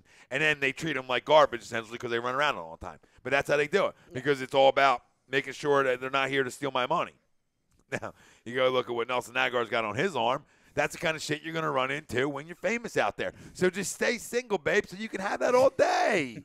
Well, wait, you know what I mean? You got a buffet. So now all of a sudden you're gonna say, I'm just gonna go that fuck. I got a Chinese buffet. How do we get from Kevin Hart to this? I have no idea. love it. I've been wondering the last 10 minutes. I got a buffet option. Am I gonna go to the buffet option for the same price, or am I gonna go eat one single meal for the same price? It's a single meal filet mignon. Depends what the meal is. The meal is a basic meal. It's a basic fucking meal. Look at the meals. You see them on the Instagrams. They're basic meals for the most part. I can't. Oh, my God. It's a meal. It's Meal a basic talk. fucking meal. Meal talk. It's just a Not basic real fucking talk. meal. Meal talk. Do you want to go to the buffet, or do you want to go get a basic fucking meal? I think I said Chinese buffet, too. We're talking Yao Ming. Anything like It's but you off go to the buffet all rails. the time. It's off the rails. You're in your 20s. You don't have to be tied down to anything. Run around, enjoy the moment, because the moment goes quick. And like, in Forgetting Sarah Marshall, when he goes into the pediatrician, and he said, I put it in, you know what I mean? He said, put it in whatever you want. Just put a fucking condom on. You're young, use it. Well, these guys, you're young, use it. Just don't settle yet. Oh, the weather outside. And if you do settle, be a fucking good human being. Yeah, be a good guy. That's all we had for that one. In the community. Tiger Woods, don't get married. Yeah, well, you're Ever really, you're stuck. All right, so now go back to the Kevin Hart thing for a what second. up, dude? Oh, we're not there? I thought, No, I mean, that's where we were. I mean, where we were. let's just like put a bow around this thing for a minute, though. Did we not bow it? We wrapped it. Or you wrapped it. Somebody wrapped it. I didn't know. Did we tie a bow? Is it a around stick bow? I mean, I But- can't really bow. But, all right, so are we banning him? Are we banning him? Not till we see what happens with Joe back. No. And then we can make a decision. All right, I I'm think fine. right now it's I'm fine with tentative, that. but there can be a. I see a look. What I'm thinking is we put out a petition if this fucking continues. We start our own petition and we get him the hell out of the building. If they lose the series to Miami, he's gone. Enemy 101. Put him in the gone. bathroom. Enemy number 1. Yes. Sorry, Put him in the fuck that bathroom. phrase is. Because we have What'd you Put him say? in the bathroom. I don't want your face looking at my guy when he's shooting free throws. Never. Put him in the bathroom. Put him in the bathroom. I can't say. I wish I could say. because we have to blame somebody that's not Colangelo. We have you understand? Because Jerry ain't going anywhere. Yeah. Or And Brian. neither is Or Brian. Forgot about Jared. I saw Jerry Saturday night. Was he? Old Crumb. as fuck. I was about to say, did he fall over? Did he Crumb. croak yet? Oh, so with the bow on it, we're close, and we could do a petition There soon. could be a petition. And what do we? I had something on Embiid too that I wanted to touch on, which is fucking crazy. Now I just got to find it. Oh, about the usage percentage Yeah, I'll find it in 2 seconds. and that crazy. I don't care formula. about it, by the way. Kevin Hart, I don't give a crap. He probably did fuel him just because, to Tom's point, and you touched on it as well. It's his buddy. It's his buddy at this time of the year. What else are you going to use for motivation? You know what I mean? You've used everything else. So, but I don't care that he's there. I actually find him funny, and whatever. I'm not banning him. Yeah, I find it funny Good. too, but it doesn't mean the ban can't happen. I think what we're all Tread saying, lightly, Daddy. as long as it doesn't become a thing constantly. I'd rather have Kevin Hart than Drake. How's that? Okay, I complete agreement, right? That's fine. Complete agreement. I but- don't know, man. but- I'd be calling you on the cell phone before I'm. My before I'm doing a little. Yo, TTP, Bone in the house. What's up, brother?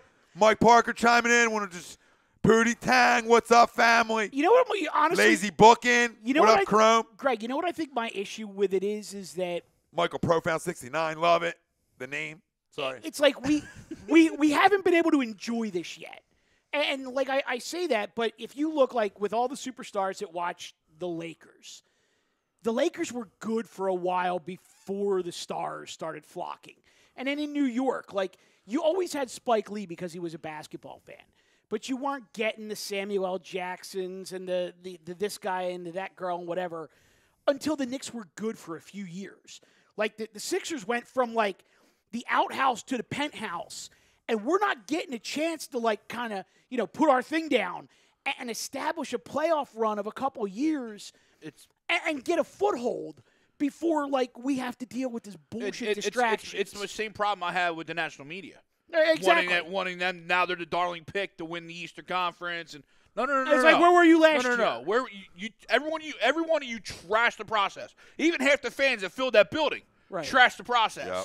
And now all of a sudden, they're the greatest team on earth? Nah, get the hell out of here. So exactly. TTP Ball you want to talk about authentic fan? Get the hell out of here. TTP says Kevin is excused. That's my man. Laugh my ass off. I do think Kev's hysterical. Like I said, I think he plays his roles great. He's funny as shit. He got under his skin. We touched on it earlier why I have an issue with him a little bit outside of him being at the court. But we're holding judgment till Embiid's back. But look at Pootie Tang because he hit it. Mm-hmm. Pootie said Kevin's good. He just got to leave D-Wade alone. Let him heckle Justice Winslow. Yeah, I agree. There you go. Heckle Winslow, heckle Whiteside. Heckle every guy on that team except Dwayne Wade. Heckle Spoelstra, heckle Riley. You know what I mean? Go up to upper management with the heckle. So ESPN put out an article, and I'm not an ESPN fan, but when it's about the process, I'll listen. So it says, the headline, speaking of national media, we've got proof that you cannot stop Joel Embiid. You can't even hope to contain him, okay? So what it's based off of is highest usage percentage in the first 2 seasons in NBA history, which you end up calculating a ton of fucking numbers and all kinds of – Yeah, it's ugly. It's an ugly calculation. And all kinds of things. But all that matters is in the first 2 seasons he's on a list with Michael Jordan and himself. And Jordan was 84 to 86. His usage percentage was 30.9. From 2016 to 2018, Joel Embiid's usage percentage, 34.1, which is the best in NBA history, and it's better than the greatest of all time. I don't care what the numbers fucking are. When you're better than the greatest of all time at something, let's get on the court and let's go. Let's get on the court and let's go. Because that's how important he is to this team. That's why nights like Game 2 won't happen with Joel Embiid that we touched on earlier. Mike Parker. That's a fact. TTP says, Pootie, right? He could probably provoke Winslow's angry ass to swing on him and then get thrown out. He might miss. He'd be like, aim high, Willis. Aim high. I love that movie. You know that one? Aim high, Willis. Aim high. You know that one? No. Oh, I'm glad I'm not the only one this time. 40-year-old virgin in the store. I got you. Yeah, okay. right. Aim high, Willis. Okay. Kevin Hart one. Yeah. I thought you were a fan. I thought you'd know that. That's why Justice Winslow, he would yell aim high. I just don't remember that part. That's I'm okay. a fan of the movie. That's okay. Nobody's mad at you. Yeah. You know, it's I just, mean, you're looking at me like I'm not looking at you fucking like anything. I'm looking at you because I'm having a conversation with you. I'll just look here. Okay. Did you see the movie? You see the movie? Or what works better? You see the movie? You want a meal? You want to go to a buffet? You want to fuck her? You want a meal? You want a meal? You want to go to the buffet? Filet? Is it filet? Fucking prima donna? I didn't say. Hey, you said it was the same price. Is it a filet? No, it's just a basic meal. Jesus Christ. I don't know. What's Parker saying? Parker's doing live videos in the Real Talk holding the baby. Yeah. Fucking nursing the baby. I mean, you talk about a winner. I need your address again, Mike, to send the little A2D gift that we have for the little one. Little onesie. Nice. Tell the people. Little onesie. Don't tell Mike, though. He knows now. I mean, I want him to know what he's opening up so he doesn't get nervous. He knows I get reckless sometimes. So you don't send him one of these? Where's Mike talking about? He's talking about Meek, and I just said lawyer talk.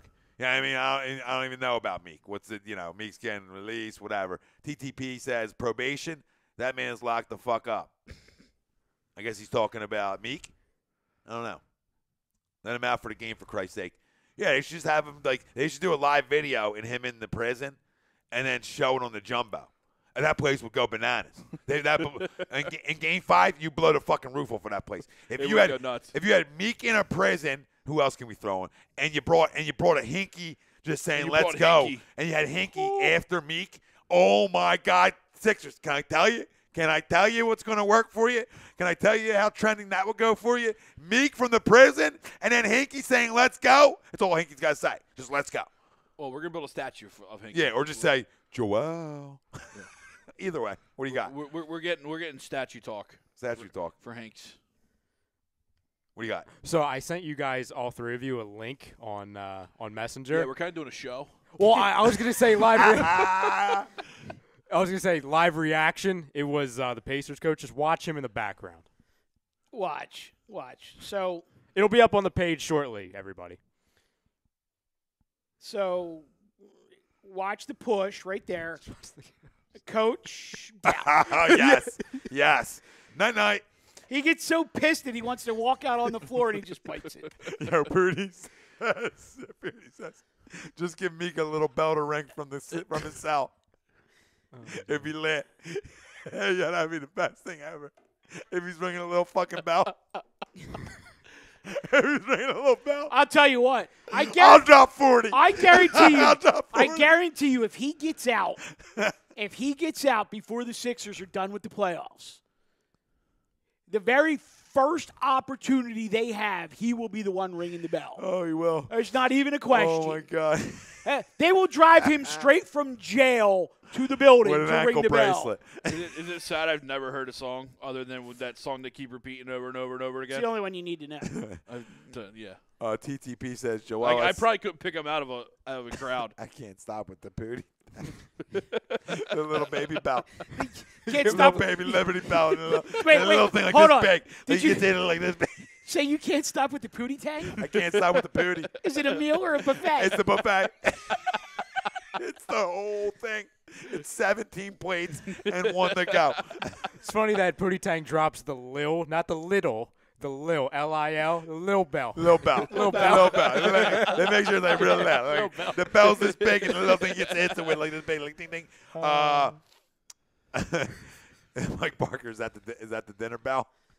He could ring the chow bell. Depends. Is it filet? Chow bell. Mess hall bell. He'll be ringing the bell, but it won't be in person. It'll be like a Skype call. It'll be on the Titan. It'll be on the big board, and it'll just be him and his little cell. That's all we want to say. Yeah. And I think Skype call. TTP said Joel at center court on FaceTime with Meek in an orange jumpsuit. That'd be great, too. That'd be Or a Hinkie riot. FaceTime and Meek. Hinkie and Meek on a FaceTime.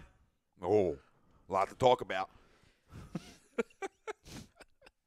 Up against the world. No, I mean, what's interesting, though, and Greg, this kind of goes to your point a couple minutes ago, though, about the national media.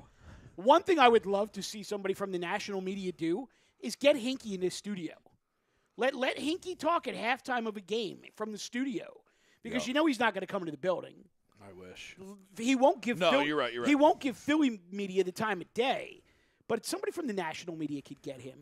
I just want him to send out one tweet. Just him just tweeting out, yep. Well, you know what? Yep. I think you're right. I want something like, think it's- told you. I think it's funny. Hashtag told you so. Hashtag knew it. and you guys are right. I think it's funny. You know, he wasn't perceived well by the NBA because he knew what needed to be done. Okay, and that was just factual, and we all knew that. But he was also going off heavy analytics on how the game's won. And you know, I touch upon this all the time, but we talk about the Warriors, and it's not consistent. No other team's going to be consistent like that. You don't have 3 Hall of Famers that can flat out stroke it. And, you know, I don't know if Clay's going to be one, but you know what I'm saying? Yeah. He's a great shooter. But he's a Hall of Fame shooter. Yeah. And teams don't have that. So I know Hinkie thought, like, okay, how do you win championships? Well, you win championships with big men. Mm-hmm. They all win them. And the greats all win one. The greats all have won one besides, like, one guy. I think Ewing's the only guy who didn't get one. Yep. Okay, so you look at that and you say, how do I win? It's because his supporting cast was garbage, by the way. Exactly. That is 100% true. And then you had to deal with the Bulls all the time. But it's like another rigged NBA. Yeah. But he went, you know what? Let's go back to inside out. Mm-hmm. And let's go back to the big men winning championships. And your 2 guards outside of the league, you know, Jordan and LeBron and Kobe win championships. But even Kobe won it with big men. Mm-hmm. You know, and LeBron's not your 2 guard. You know what I mean? LeBron's a different species. But that doesn't take anything away from Kobe. But it's just proof. You know, that's how you win. No, you you're win by right. the percentage and the higher percentage shot. Yeah. There's a reason that whatever that fucking stat is means something. Yeah, and he was ahead of the time because you're absolutely right. Everybody was going Houston, Golden State, they were all going shooter, and we're stockpiling bigs because you just don't know. You don't know. And you can never have enough. And what did he do? He did. He went Nerlens. He went Dario. He went Joel. I mean, he went Ja. He just said, I'm going to get as many as I can because if one or two are special, it's over. It's over. And guess what he got? He got two, one who's fucking special and one who's one of the most underrated players in the league. Yep. He got out of that. You know, and he got Ben. He got Ben. That's his pick. That's his loss. That's his season. That Ben's his pick. Yeah. So I get it, and the NBA did what the NBA did, and there's no sour grapes with it, but people do need to respect it and understand it, that his goal wasn't to tank for 10 years. No. His goal was to stockpile as many assets as he can get and nail some of them. And I'll still stand by this because I believe it to be true because I think you're exactly right. Hinkie's goal was to get 2 stars. Yep. And if you would have given him a number 1 draft pick, whether it be John Wall, whether it be Karl Anthony Towns, whether number 1 would have been Joel or whether it had been Andrew Wiggins. Yeah, Wiggins, yep. The process would have been completed or pushed forward a lot faster because they would have the star power. And you knew you had to build the team around 2 minimum stars. Yep. And that's what he was going for. And to think that the Sixers are the only team in history that's done it, sorry, San Antonio did it when they got Duncan. Conveniently, David Robinson got hurt that year, and they just said, oh, well, we suck anyway. Oh, yeah, Tim Duncan's pretty good. The Warriors sucked for their entire existence and then lucked out by drafting Steph, Clay, and, oh, yeah, Draymond Green in the second round was a steal. And then, of course, Cleveland. There's a guy called LeBron. I guess he's pretty good. Cleveland sucked for years. You're right. And then they got to Bennett. Then they even got better when LeBron left, and the NBA just goes, here you go. Here's more first-round picks for you. Is Mark Cuban a smart guy? Yeah. Okay, right. We all agree there. What did he come out and blatantly say? And that was the problem. That was the only problem. He don't give a fuck because you ain't running him out of nothing. Right. He'll run you out. That was the only problem Hinkie did is he admitted it. But he admitted it without the backing that like a guy like Mark Cuban has. Yeah. Or the stature that Mark Cuban has, where he can say he's won a championship in this league. He's a billionaire, where he can come out and flat out say to you, hey, we're tanking. It's the only way we're going to get better. It's simple. But here's the thing. Hinkie told them before they started he was that's what he was going to do. Yep. So it was kind of like if you were really going to be that big of a piece of shit about it, should have just never let him – you should have never approved him for the job in the first place. You know what I thought? That the NBA thought that it would be quicker. And if you wouldn't have rigged the NBA lottery, it very well might have been. It might have been. So, I mean, it worked out great for us because I love it. We got 2 generational type players out of it. But along those same lines, though, the generational type players, absolutely. And I actually think Markelle has an opportunity to be real special. I'm right with you. But if you just take this roster as it is right now, okay, think a year down the road, maybe 2 years down the road, where you don't have to worry about your Justin Andersons, your Jared Baylesses, your Timothy Luwawu-Cabarrots, but you've got Furkan Korkmaz, who has finally matured into an NBA body. You still have Jonah Bolden filling it up over in Europe. I mean, plus whoever your first-round draft pick is going to be this year, because you're probably going to wind up with another top 10 pick because you've got that Kings pick. I mean, this is a team that's got an opportunity to be special for a real long time if they just do this the right way. Mike Parker said Freeman just got plunked and hurt. Broken bone and wrist, built maybe. the right way through the draft. Yeah. No, it was. The whole process was built the right way. TTP ball, and I can't stand hearing him hate on big men in the league basically because they weren't as good as him. Who are we talking about? Kenny Smith? Yeah, what are we talking about there? TTP? Who? I wonder if he's talking about – he wouldn't be talking about Shaq. Shaq's good to go with big men. I wonder if he's talking about like a former player. Yeah. Talking about big men. So we got like 6-7 minutes left. You want to hit the Phillies real quick? Yeah. Just talk about those couple things that we were talking about last night. Was it most impressed, most surprised, most disappointed? Yeah. Most surprised. Man, that's a tough one. Most disappointing, maybe I can start there. Go ahead. Early on, I would say Santana a little bit, and I mean he's bringing the things we expected. You know, the on base percentage, stuff like that, but with the power numbers, the RBIs, some of the things you need from him. Now I'm not like that disappointed, but if I'm picking somebody to be disappointed in, I'll go with a guy who's getting paid a lot of money. And yeah, you're getting paid a lot of money to get on base, but I know people told us that we would get a little at times, and I'm not frustrated, but you know he's put some good swings on the ball recently. I feel like he's starting to see it a little better. He'll come around and he'll hit the ball. What was the middle one? So it's surprised, impressed, disappointed. So I guess you're disappointed in Santana. You know what? I gotta take Santana out of it. It's Aaron Altair, and it's the fact that they're even fucking playing him. Okay, that's and it's not disappointing because I didn't expect it. It's just disappointing because you can't bet under 100 in this league for this long a period of time and getting this many opportunities to bust out a little bit. Most surprised or impressed. And what was the middle one? Surprised, impressed, and disappointed. Yeah. Oh, impressed. Yeah. It's a good one. I'm gonna go with Noah. I'm gonna go Noah. I'm impressed with his stuff. He's growing into that ace that we expected, and most surprised, it's got to be Nick Pivetta.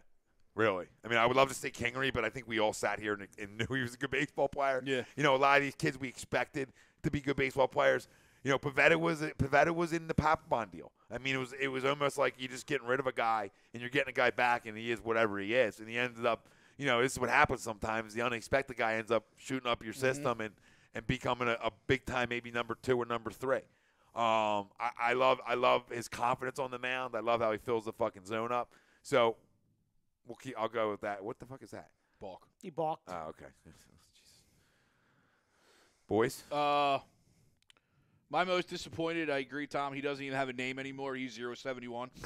He doesn't even have a name anymore. I refuse to call him by name because he's just absolutely terrible. And I never thought he was anything more. You know?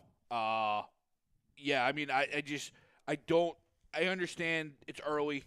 He's played a lot more than he should have. Yeah, for 071. He's a fourth outfielder who's getting way too many at-bats. Getting way too many bats. Yeah. Like because of his body. When he has 3 at-bats in the series, that's enough from him. Yeah. That's purely enough. My surprise, I'm going to go to the bullpen and how truly important Pat Neshek and Tommy Hunter were to the thought process of the bullpen. Because those are early on, that's probably the one knock that we have of this team as a whole has been the bullpen and the usage. But when you take those 2 huge pieces, those 2 big money guys out of there, then you're putting these other guys in spots that they're probably not used to or not prepared for. I'm not happy with the, not be, 2 of 6 from the Braves. Yeah. I mean that at this point, it's you're 2 of 4 going on 2 of 5 now. Was the first one 2 games? Yeah. So first one was 3. They won 1 of 3. This is game 3. This is game 3. So it's this Wednesday. is So they're 2 of 6. 2 of 5 right now, and this is game 6. Yeah. I was already counting this one now. No, I jumped the gun. Sorry. But no, just the importance that Neshek and Hunter seem to have on this bullpen and their lack thereof. And then most surprised, I'm going to go Nick Pivetta. Actually, I'm not going to say surprised, but I'm going to be, I guess, most impressed because he's starting to show what you thought or what you wanted to see from him in the growth. And, yeah, I mean, I'm really happy with what he's come out and shown so far. I'm going impressed. I'm going Scott Kingery. Not because of what he's done at the plate, because I think we all knew that he was going to hit. What I'm impressed with is, the everywhere. I mean, he will literally play 5 days a week, and it will be right field, left field, second, short, third. Yep. Some rotation thereof. Hey, that's why I say to kids all the time. And it's play everywhere early. Yeah, and he's one of these. He's one of these kids where it's. just write his name in the lineup. Doesn't matter where he's going to go. He's going to go swing the bat. I can just give the right glove. Yeah. and to me, that's probably the most impressed I've been. As I was really curious as to how he was going to react when he had to play out of position. And that's why I say if you hit, I say to kids all the time, if you hit, they're going to find somewhere to put you. But if you're a guy who says, well, I'm just a shortstop and that's all I'm going to play, well, guess what? You might not get in the lineup then. So make yourself versatile. Play other positions. Play the outfield like it's not a knock on you to go to the outfield. Yeah. Play them positions so that when you continue to go up levels, that you're comfortable doing it. And if you ever do get to this level, you've had experience catching fly balls off bats, and it's new to you. And well, credit to him, Mike, because he's just an athlete, and you can just be like, okay, here you go. Yeah. It's pretty cool. So I would say surprise for me is the rotation as a whole.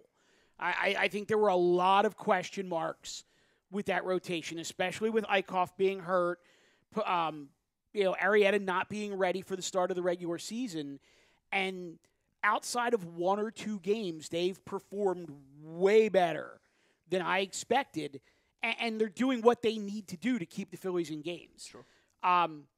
Disappointment for me is got to be the back end of the bullpen. And the bullpen as a whole has been good, but there's 2 or 3 games already this season that they could have won if some combination of Neris, Ramos, Morgan, to an extent Milner, Garcia.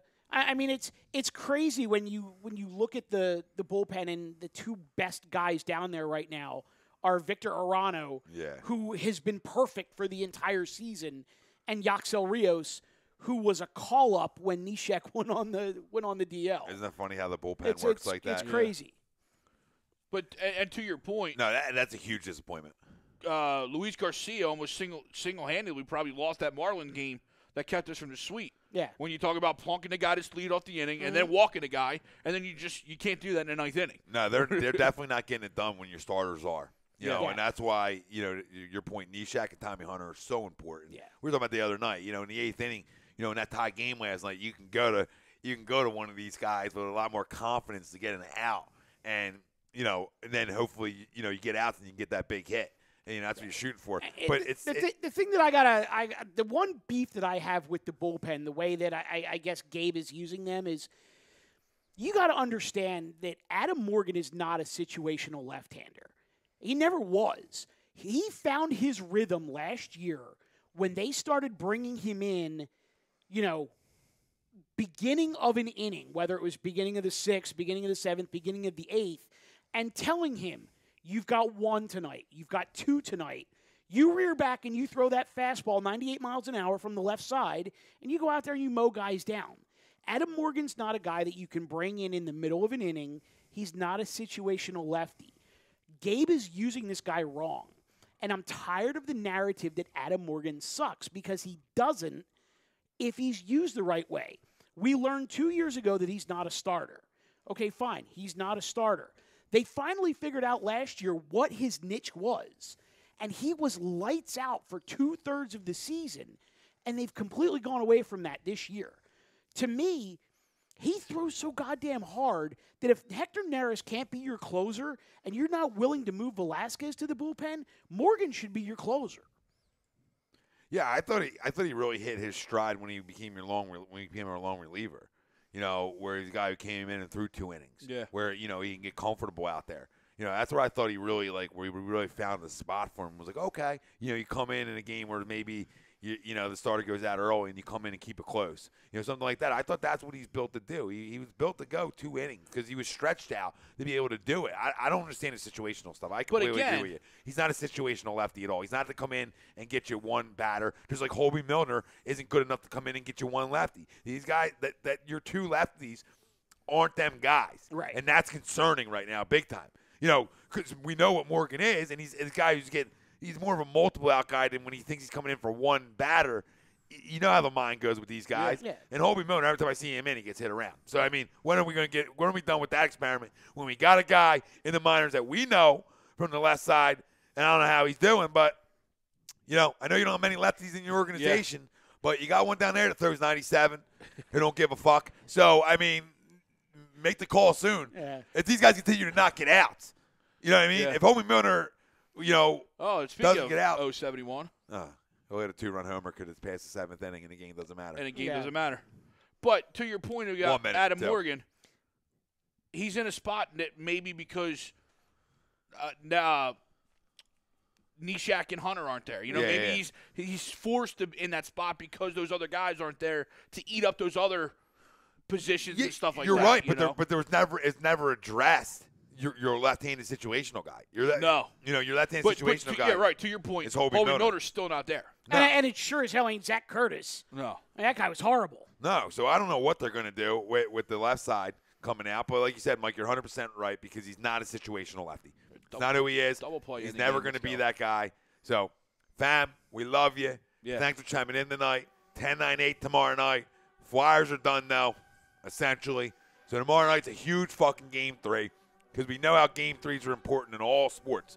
The most important game of series is your Game 3. Yep. Most of the time, the winner of the series wins Game 3.